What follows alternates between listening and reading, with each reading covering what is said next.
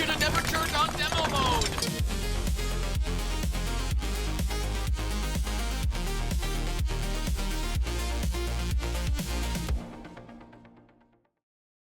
Welcome back to Brain, the show where we discuss a whole bunch of AI news. If you joined us on Monday, you'll know some of the things we are going to be talking about today. But we're going to go into a little bit of a deeper dive today. So thank you, Dave. What do you have on the slate? Well, first I want to thank our sponsor, Kaleo, for helping us to produce these episodes. That's right. Thank you, Kaleo. Here is the rundown of what Kaleo does. Introducing Kaleo AI, the translation app made for your church to reach everyone in your community. Kaleo AI instantly opens up your church to more than 150 languages with AI translations available in real time for your Sunday services, classes, and programs, sermon recordings, and any other documents and video resources. Kaleo's translation models are custom trained on theological concepts and biblical vocabulary to achieve near perfect accuracy for a church context. And he wrote, because your pastor said epistle, not a pistol. Right? Kaleo AI envisions a future where language is no longer a barrier to the gospel, where anyone in your community can hear the gospel of Jesus Christ and be discipled in their heart language. Sign up at withkaleo.com and start translating your church services with 4 hours of free translation plus VIP white glove onboarding just for Brain Media Consulting listeners. Yeah. Thanks to Aidan Britnell, who is the founder of Kaleo AI. He is our first sponsor.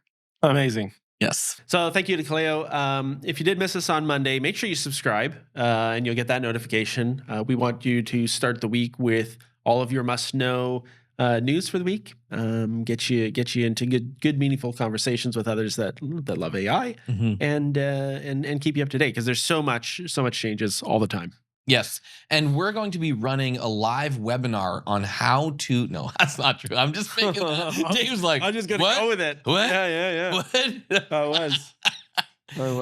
It would be cool actually to do like an executives training on AI. I've been thinking about that. How leaders across different organizations might want to just kind of get a primer across industries for AI usage. So maybe at some point we'll do that. But anyways, that's why. Yeah, there's definitely a need for that. Yeah. For now, if you wanted to just book a one-on-one or a two-on-one session with either one of us or both of us, you can do that on our site, brainmediaconsulting.com. Yep. The link is somewhere, depending on what platform you're on. We are on Instagram and on LinkedIn and on YouTube. So if you're watching on one of those, but prefer to watch on another one, go find us there, and we'll see you there. See you over there. Yeah. Here we are again on that other platform you just went to. So one of the big things that happened last week was OpenAI's announcement of moving from a nonprofit to a for-profit structure. On Monday, I talked about how it's a little bit of a misnomer. Right.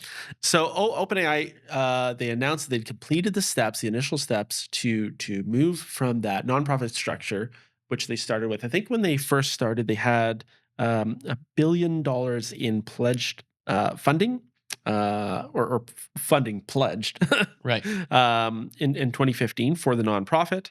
Then they actually did open up a for-profit subsidiary in 2019 that allowed them to raise tens of billions, and that's snowballed into hundreds of billions of hardware being promised to them. Along that journey, they realized this is going to be a very expensive venture. So at their founding in 2015, they had $1 billion in funding pledged from a whole bunch of different supporters. I think Microsoft was one of their very early kind of supporters. And there's a lot of that's kind of had to change with their movement to this for-profit structure. They realized that they needed a for-profit subsidiary back in 2019, and they actually did roll that out. They received tens of billions of dollars in funding, and then more recently, hundreds of billions of dollars of compute being processed to them. It's not uncommon for a nonprofit to have a for-profit branch Yep. that then helps to fund their mission. Correct. Well, I have a really good example. Okay. So in Canada, I work at a large charity, and that Right. charity is partnered with a not-for-profit, and that not-for-profit owns a for-profit entity, and that entity is the landlord of the building, and Yeah. can, through profits, give donations to the charity and or the not-for-profit. So it's kind of a circular benefit to have these entities work together. Yeah, it's funny that I was trying to think of an idea, and you are probably the best example Yeah. of that. So they launched in 2019 in 2019, the nonprofit created a for-profit subsidiary, a capped profit LLC, that was under the control of the nonprofit. So the board controlled Both corporations. Yep. And helped to establish some guidelines around ethics and safety and making sure that it was in the best interest of humanity. That Right. was kind of the goal of Yep. the nonprofit board having governance over the for-profit. Now that was back in 2019. So what has changed now? Because now everybody's talking about this big conversion, but it actually kind of already exists. So what they're trying to do is move to a public benefit corporation where with the caps lifted or removed, meaning investors, profit caps removed, so that investors are no longer limited on how much they can make with their investments. They've had to make concessions like that public benefit corporation kind of designation in order to make sure that what they're doing is not just for the benefit of investors, but it's for the benefit of the people. They say that the board will still maintain some level of control in terms of, or well, not control, but like guidance over ethics and safety. There's a lot of concern, I think, that the nonprofit will not have the amount of control that it has, and that OpenAI will slowly move towards something that's not as beneficial to humanity as it was before. Yeah, and obviously a public benefit corporation has like you mentioned, the requirement. It's not just a desire, it's a requirement that they meet a public benefit. They have to enhance whatever their mission is, right? They would have in their bylaws, in the description of their orientation as a business, they would have to kind of tell the world what that benefit to humanity is, and also benefit shareholders. There's huge amounts of capital moving into this space, into this particular business right now.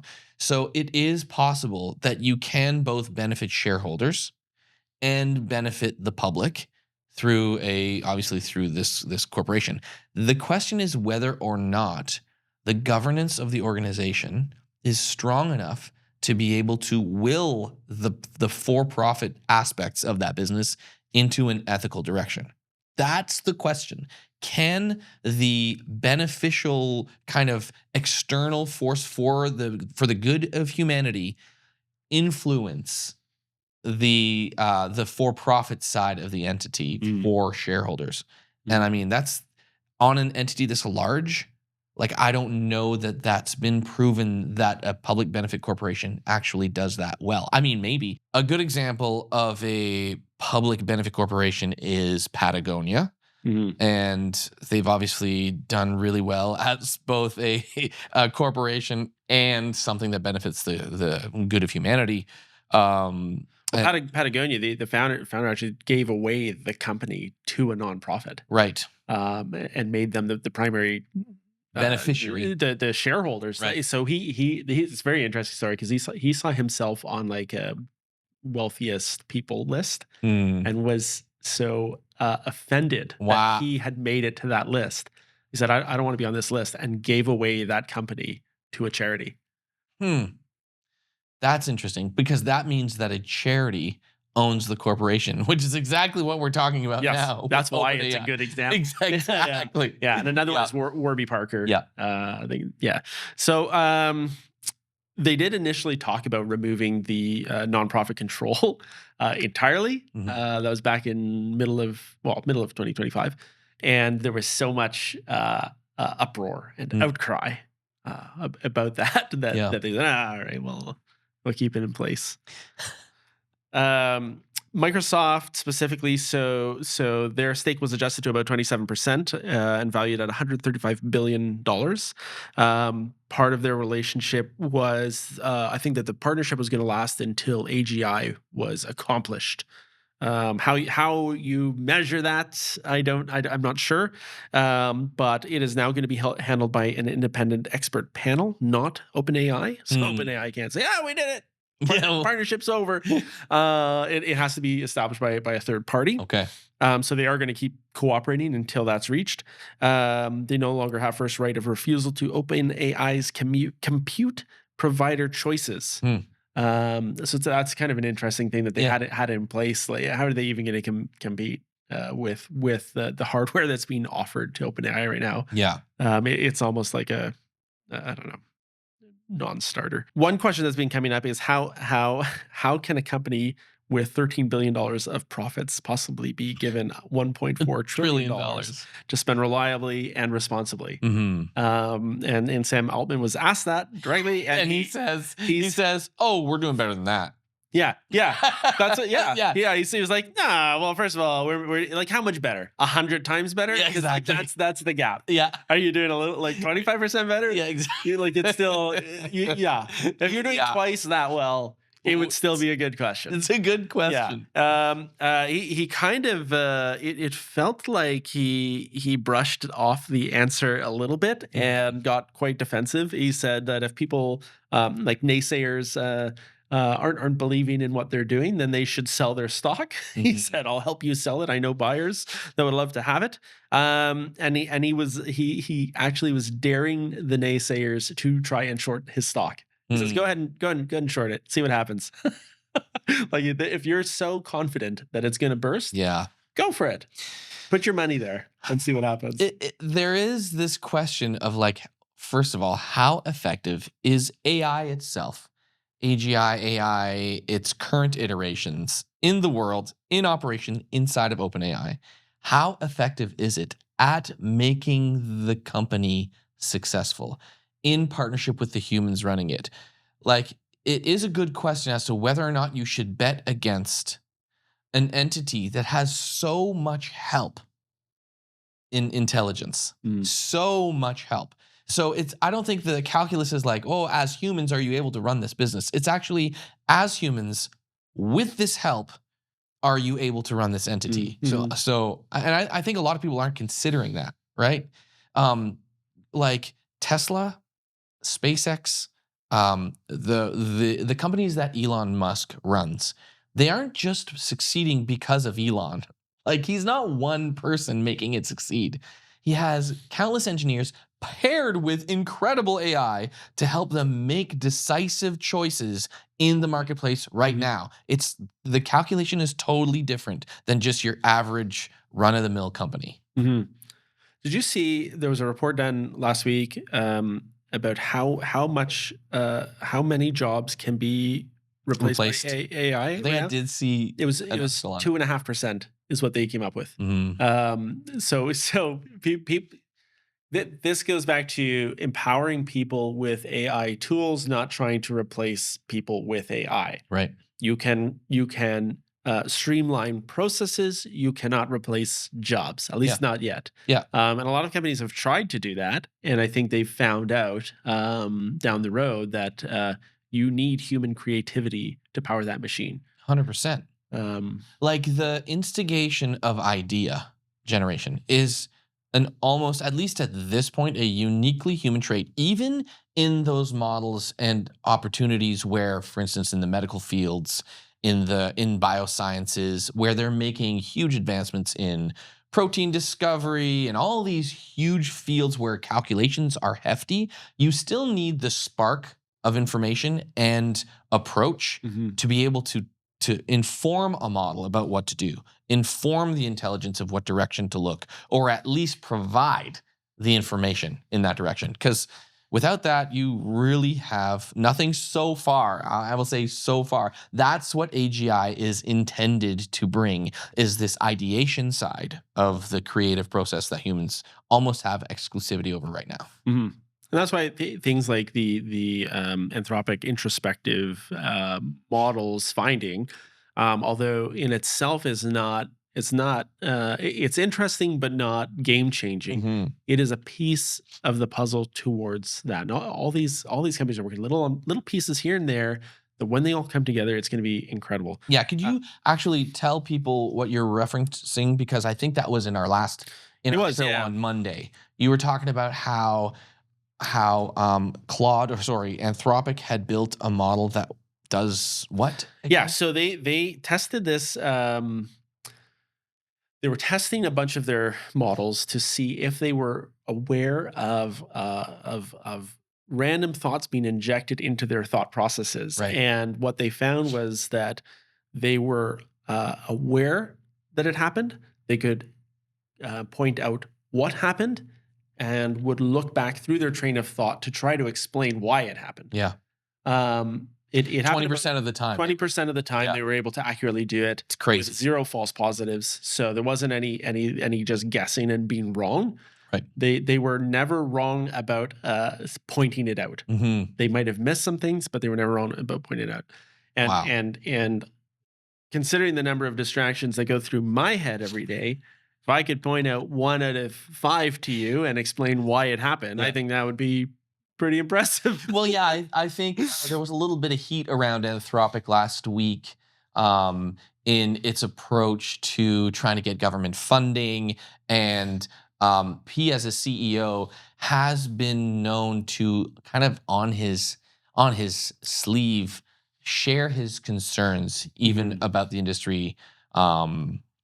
He almost has like this spiritual kind of approach to what he's dealing with in the intelligence of his company and the ethic and the actual intelligence inside of their models. So yeah, it's fascinating to imagine a world where like the guys who are running these ships don't really know, can't really put their finger on, and really it's magic. It feels like magic, you know what I mean, what they're building, and they don't know where it comes from.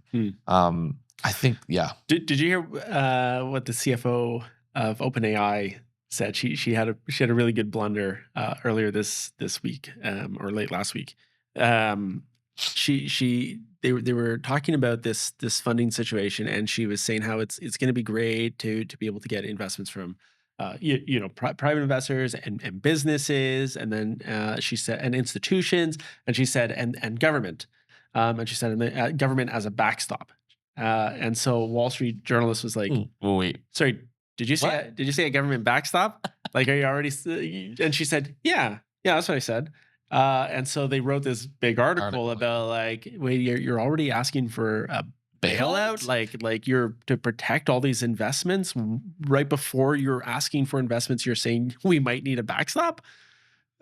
Big blunder. She had to go on LinkedIn and write a big post about, that's not what I meant. I just used this word. I shouldn't have used this word. Yeah. So I've heard, what's interesting about that is like in the same, I think it was a day or two before, Sundar Pichai, who is the CEO of Google, comes up on stage and says, we have had our biggest quarter in history, our first ever $100 billion quarter. Google is clearly finding a way to fund through its own operations and offerings billions of dollars worth of this opportunity that and they've shifted, as we've mentioned before in the show, like week 1 or 2, how much Google is shifting their operations has towards an AI focused entity. Microsoft is doing the same. I was reading in McKinsey did a report last week. The companies that are shifting the majority of their focus towards AI are seeing gains at an accelerated pace they only make up 5% of industry right now, those companies that are actually making huge AI changes. But when they do, they're immediately seeing gains. And it's I can't imagine. I don't know of another. This is software. People have to remember, like, this is not hardware. This is, well, I mean, they're getting into hardware, but this particular $100 billion quarter, that's 3 months. 3 months, $100 billion is crazy to think about. That's software driving that. So when Mark Andreessen said a decade ago, like, that software will eat the world, he was not wrong. Like, it's being eaten full bore right now. Yeah, $1 billion a day. Crazy. And that's why, the Gemini 3 release has been so closely watched as well, because that product is going to be scrutinized like crazy. And when ChatGPT 5 came out, everybody was like, is that right? So what are you doing? Solving mysteries? Like, and it was literally solving like this crazy problem. Yes, like, it's cool, but like, I wasn't really working on that problem. Yeah. I just wanted it to be like not screw up when I'm talking to it about dinner. Yeah, exactly. Like, like, Gemini 3 just has to knock it out of the park. And the expectations on them are so high, and the fact that they're doing so much on their own. Whereas it seems like, I mean, they're a huge company, but it seems like it's them against almost everybody else. Yeah, I agree. There's so much teaming up with OpenAI, and Google's like, I guess we'll just keep fighting. Like, it's all of you guys against us. Yeah. And we'll just keep doing what we've been doing, which is innovating. So if you're in business, because this is, I think this is kind of an unmet opportunity, go and sign up for AI Studio for Google and go into labs and check out the 12 to 20, I forget how many tools they have. Inside of labs for Google's AI Studio, you get to see all of the different directions that Google is taking AI. There's this tool called Pomeli. You can build your ads for your products in seconds just from your Shopify website. There's tools like Flow, which is an AI video editor where you can cut together scenes that are fully AI generated. There's tools like Libri, I think it's called Libri, which is an audio-based put your audio in, split out the tracks, build songs. It's like the Suno, but for Google. Like, they're going in every direction. Yeah. And people are buying it. And they've always been great at innovation. There's so many products they've released and then pulled back later. Like, what the things that have worked, they've left, and the things that haven't worked, they've pulled out. Yeah. And it's the same here now, except they're making even more things and faster, and they're competing with just about every platform that's out there. Yeah. Doing a pretty good job, but they're going to see what their audience wants and will use and will pay for. Yep. And then they'll kind of bury or sell the other stuff. They certainly can't be counted out. That's for sure. Because it's like, OpenAI 16 billion, Google 100 billion a quarter. Yeah. And are you still using Atlas, or have you gone back to Chrome? I'm still using Atlas. Are you? Yeah, I've been using it extensively. Oh, okay. Yeah, I'm going through contract negotiations right now on one of my businesses with my brother, and I can say that having legal advice in the browser for PDF contracts is like one of the game changers for me. Being able to open up a Gmail that has a PDF in it and open that PDF right in your browser, and then questioning the browser, like, man, what does this mean exactly? Can you describe this term for me? Explain it for me. What's a decent response? How has this been defended against in the past? Like, all of that stuff that you would have to go to a clerk for, or someone who is kind of a paralegal, you can just do right in the browser now. Pretty crazy. Amazing. Yeah. What was your second item? My second, and I will just say before we get to the second item, we are going to talk about Neo and a ton of robotics stuff that came out last week. So much interesting things. So if you can stay awake through Joel's bit here, a lot of really cool stuff coming up. Just skip over me. Use the bookmarks. Use the Dave. chapter bookmarks. Yeah, there'll be chapters. You'll see my face when I'm talking. Just skip over that. Yeah, one and a half times. And right to Dave. Right back to he's the bee's knees. I actually did share already what I was going to share. I wrote down Google 100 billion. That was one of my points that I was going to talk about is this huge deal that they just crossed that huge milestone for them for the first time. I also though have been playing deeply, and I mentioned it in the last episode, mentioned Mercury, which is Inception Labs' diffusion LLM. So they've built this Inception Labs, small entity. I think they're 20 people in Silicon Valley. They built this diffusion large language model, which if you're not really aware, like image models like Midjourney's models and Stable Diffusion, the way that they process information is in parallel from noisy to defined, noisy to refined. When we're looking through an LLM in general, the model works in a sequential pattern. So it's probabilistic in nature and sequential, so time-based. So it knows what the next thing it suggests should be in order. But a diffusion model doesn't do that. A diffusion model actually spreads the context window across a giant random set of information and then attempts to refine it over time to actually get to a result. Works really great for video and images. So what Inception Labs has done is they've applied that kind of random noise model to coding. So you can imagine they have this huge data set, and they've, I believe, pulled a bunch of data sets from the web on different coding approaches, solutions that people have provided in forums for code and all that. And they've taken it and they've basically fed this model, and it's able to come up with workable code in like a fraction of the time from large diffuse code sets. And like pattern in the process is effectively parallelism versus serialism, right? It's taking all of this diffuse random pattern and then bringing it down, refining it over time into a specific response that is code. And it's like, it's kind of mind blowing, but it actually works incredibly well. It's so much faster. So you can go to Inception Labs, get the API. They have 10 million tokens available for free.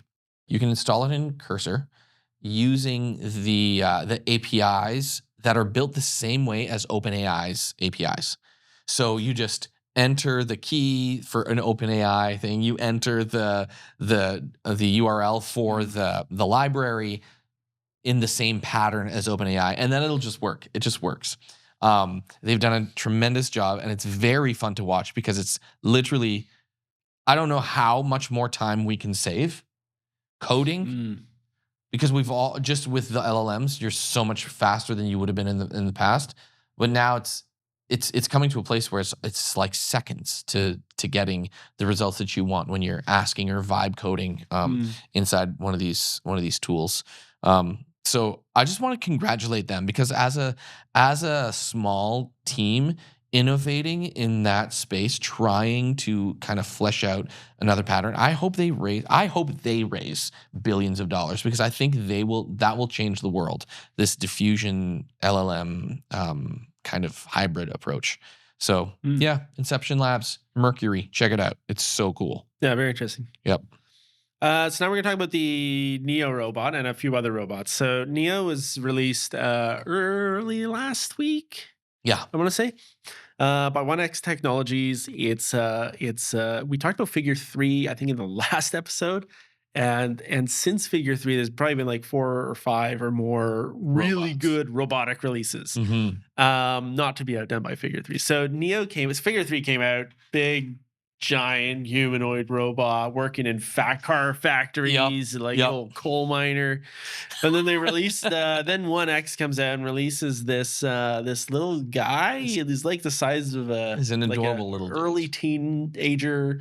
He's a 16-year-old. Yeah, he's wearing like a gray jumper, just soft and plushy and squishy, and his underlying structure is kind of this rubbery sort of. I think he's so cool, honestly. Yeah. And so they showed him, and he's adorable. So when they have this video of him trying to like load the dishwasher, and he can't even really bend over well to like close the lid, or You feel bad for the guy. it's like, do you want me to help you? Like, yeah, I know you're supposed to be helping me, but like maybe I could give you a hand Yeah. here.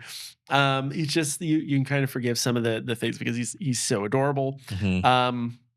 It is not just in stature, but in brain power. It is a bit of a child right now. Mhm. And so people are excited about this adorable little thing. And it's got two little cameras that are where there would be eyes. Eye holes, So yeah. instead of the black like mask over Which the I face, think is so smart. Honestly, the little eyeballs. well, no, just the design, the more human approachable design of the actual robot rather than a very robotic kind of clearly uh dangerous. The others feel dangerous.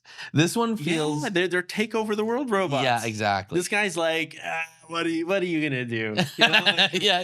He's got this gorgeous wool knit sweater on. Yeah. He's just like a family dude. Yeah. Now because it can't do everything yet. It's still being trained. Famous last words. So it still has to be trained. So it has to be trained by a person. Mhm. It can watch you do some things and learn that way. Yeah. But its primary way of learning is that when you want it to do a new task, you schedule a time for a remote operator to take over it. As you show it the task, the other human does the task with you, Mhm. and then it learns how to do it. So if you're talking about like, go upstairs, get the laundry basket, bring it down, put it in the machine, laundry. Yeah. You have to you have to show it where everything is, and the guy walks around seeing through the little eyeballs, and there's a big speaker in his chest so he can talk through it. The voice is the remote operator. Yes. There's just some dude Some that's person at talking, work. His yeah. 9 to 5 job is hijacking robots and doing what you say. You can block out parts of your home where it's not allowed to go. So Yeah. you'll never just like walk in there. And you were mentioning on Monday, it's not allowed to use knives, which is probably a good idea. Yeah. I'm assuming things like water, like you can't use it in, I don't know, just I don't know what it does about the shower. get a hose Hose the things. lawn, Yeah, like I riding lawnmower. there are examples of it like watering plants and stuff. Yeah. So I have to assume it has like a waterproof or water resistant outer shell or something. It's knitted. It's It's not waterproof. It's knitted. I know its suit is knitted, but it doesn't underneath the suit. Doesn't No, it's it a have- mesh. It's all like this like triangular mesh underneath it. Interesting. Yeah. Okay. So anyways, it's So don't bring it to the beach, folks. yeah, although I just got an image of that and it's adorable. Playing like beach ball with your kids while you do nothing, like you're on your phone watching reels. Right. Yeah. That's terrible. All the times. Yeah. So people were concerned about privacy. Mm-hmm. Now I was thinking of uses for the office. So end of the day, one of our people goes around. She picks up like mugs and brings them to the dishwasher. They water plants. Mm-hmm. After a board meeting, pushing the chairs, clear off the whiteboard, put away papers, garbage, whatever. Yep. This guy could do that. Yeah, for He sure. could do all of that. About $500 a month, $20,000 to just buy it outright. Yep. The cost of a small car for a humanoid. That's pretty good. Yeah. And when you compare it to a human, very cheap. Yes. $500 a month, very cheap. You've purchased this $20,000 thing, and it just keeps working. The other kind of thing that I do in my head is like, it's actually remarkably quiet in the videos. Whereas the other models, the other robots seem to be like they're very robot servo sounding. Yeah. I don't know how they've done it, but it seems very quiet. And so in that sense, you could probably have it work 4 more hours of the day than a robot that would keep you up at night by just moving around in your house, right? Yeah, I think they said it's about the same volume as your refrigerator, Right. which is pretty good. Pretty good. Pretty darn good. Yeah. So in terms of concerns around privacy, this thing wouldn't be doing anything significant in my home. It would be doing chores, which maybe I would hire a cleaning person to do. Yeah. So what are your concerns with a cleaning person? Probably that they might steal some stuff. Like, I don't know. Where I don't have a clean person. Do you?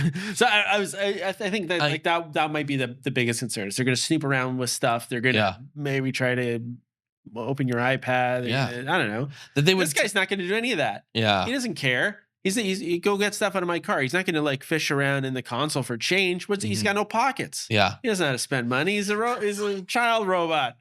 So just like, don't tie him to your crypto wallet. That's all. We're comparing like the temptations of humans to a robot. So what? So what is the guy gonna see? The remote guy. He's gonna be like, oh, you got so much dirty laundry. It can't even move that fast that if it did something wrong, it would run away. Yeah.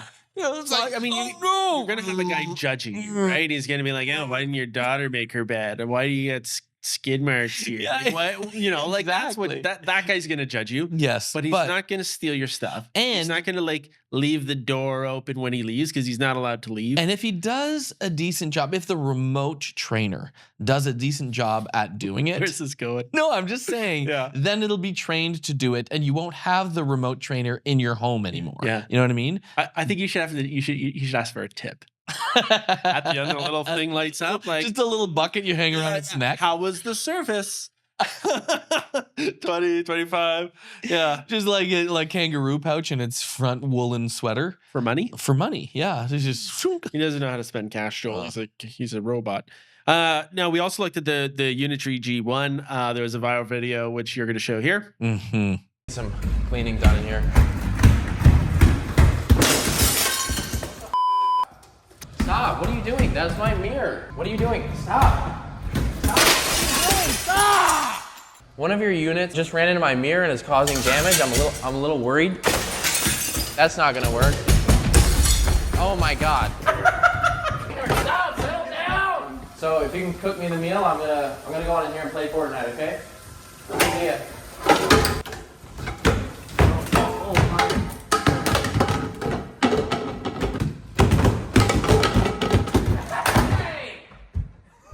All I do is clean up after you. Daddy, chill. Where he's like slipping on the food. The mirror thing is the best. Crazy when he turns around and starts walking away and it's stuck to his head. It was so crazy.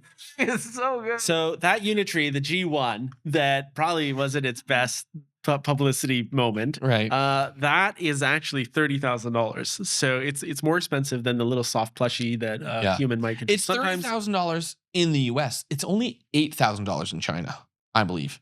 So if you bought an airplane seat, could you fly him back on an airplane seat?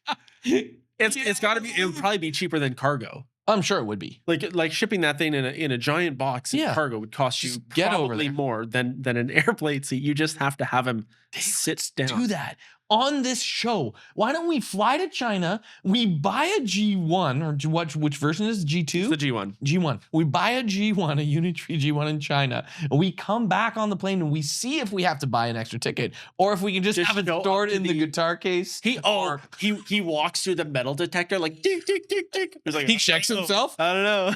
Yeah, I don't know. No, I took off my shoes. Took off my belt. Do you want me? That's crazy.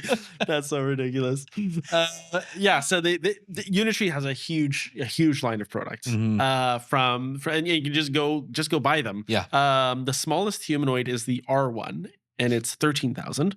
But it has the non-dexterous hands that look like they're like lobster claws, like this. So it could bring you a beer, maybe. Why else have a robot?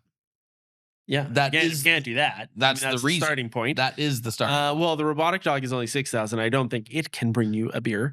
But they have them all the way up to the H2 humanoid, which is 200,000.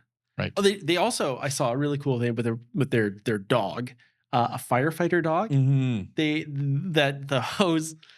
Well, I didn't think about how I was going to describe this, but the hose plugs into the back like so, and then out of the face the water sprays.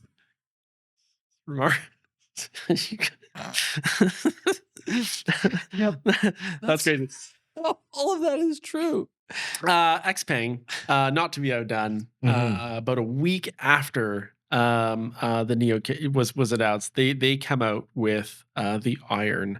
They have two sort of, I don't know what language I'm supposed to use here. They have sort of a masculine version that's tall and big shoulders and kind of has like muscles. Like he's got like pecs and like a six pack. Yeah. on this robot. Yeah. Who's also fabric on the outside and with this There's just really large batteries like lined up. Yeah. And then they have like this feminine version that's got like this smaller waist and hips and like other features. Yeah. So I don't know why they did this. Maybe it's just so. Well, maybe here's why. In talking about the uses in North America, we think about replacing kind of the entry level jobs. The person that's putting away the mugs and clearing the whiteboards and household chores. Yep. That's what we think about. The CEO of Xpeng said it's not about entry level jobs because human labor is cheaper than the robots in China. These robots will be doing things like tour guides and tours of offices and sales roles and public facing interactions. Right. And that's why they've made them look so human. Although they do have that ominous black mask face. Yes, totally. Where you can't see any features. Now, if I went to an office and if they had one of those, I would be very tempted to bring sticky googly eyes with me and stick them to the front of one of those Also robots. something we'll be doing in China when we go. Yeah. Oh gosh. Yeah. Yes. So it looks so good that there were questions as to whether or not it was just a human dressed as a robot. The movement was so smooth. When I saw its movement, I was like, that's 100% a model in there doing that movement because it looked so great. Yeah. Like it looked so smooth and human-like. Yeah. So what did he do? He kind of had it undressed. They removed parts of the fabric exterior so that you could see the actuators inside of its arms It's kind of mind-blowing. legs and the batteries and flashing lights in its back. Yeah. Really, really interesting. And really interesting to hear kind of how they look at the use cases for them. Yeah. Very different than what we do. Yeah, I think also they have, like, this is one of the main differences between North American manufacturing and Chinese kind of Asian manufacturing is that they have different tooling and manufacturing fabrication skills there that they're going to be using. Like Xpeng is a huge car company. Right? Yes, I should have mentioned that. They are a huge EV maker. Like massive. So they already have this manufacturing stuff down. Their cars are way more affordable here, but way higher end than the cars that we drive in North America.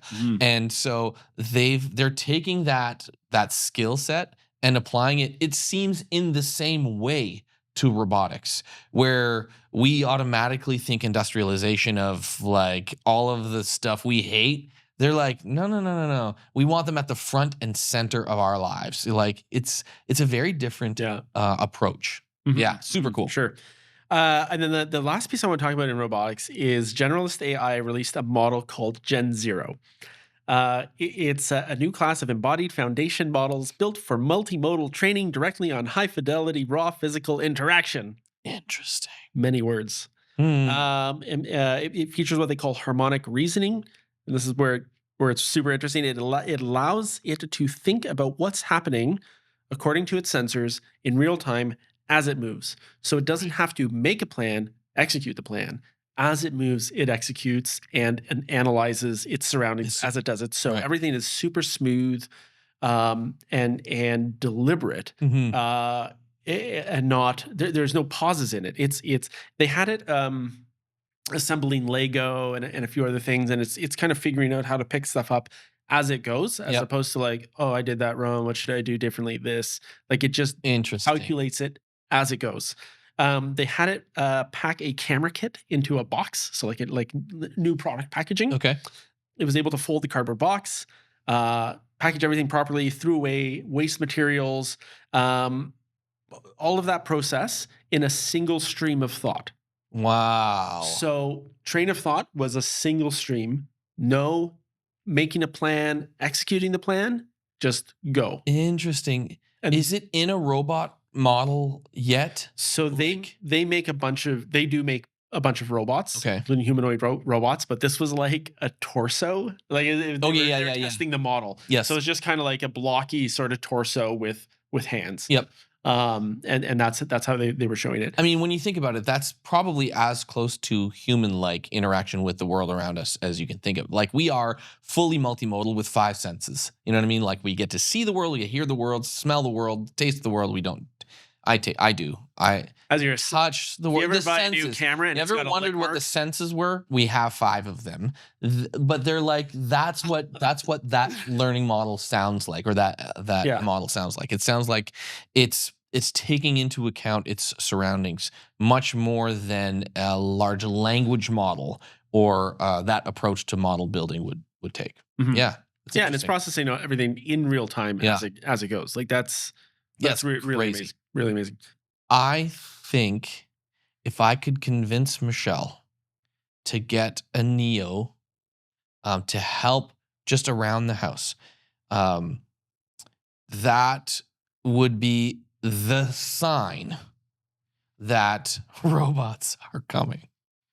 Like just the fact that it was able to fold laundry in the video, put the dishes away, tidy up all the things. There's two things I think about. Like, one, buy it when your house is clean first. Clean your house first, then buy it, then get the trainers to come and train it to how you want it to be, because my house is destroyed by 3 children most of the time. So there's that. But then secondly, if it does all these things, and I can convince Michelle that it's kind-hearted nature wants the best for everyone inside the home. It's collecting eggs from your chicken. Oh yeah, dude, all that stuff. Yeah. If it did if we could get a suit that would allow it to mow my 5 acres of lawn, like do all that stuff, dude, I'm like 100% in. The 20 grand is a non-question.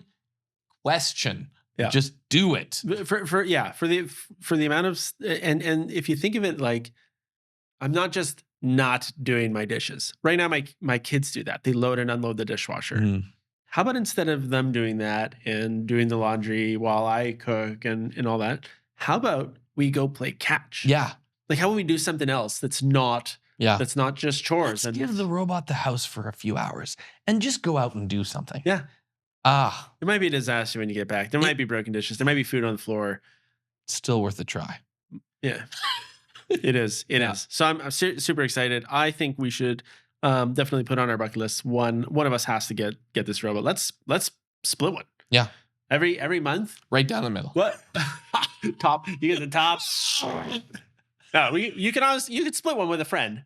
You get it for a month. I get it for a month. Hey. Once a month, you drive him over in the passenger seat of your car. Love it. You can use the HOV lanes. Yeah. Let's do maybe.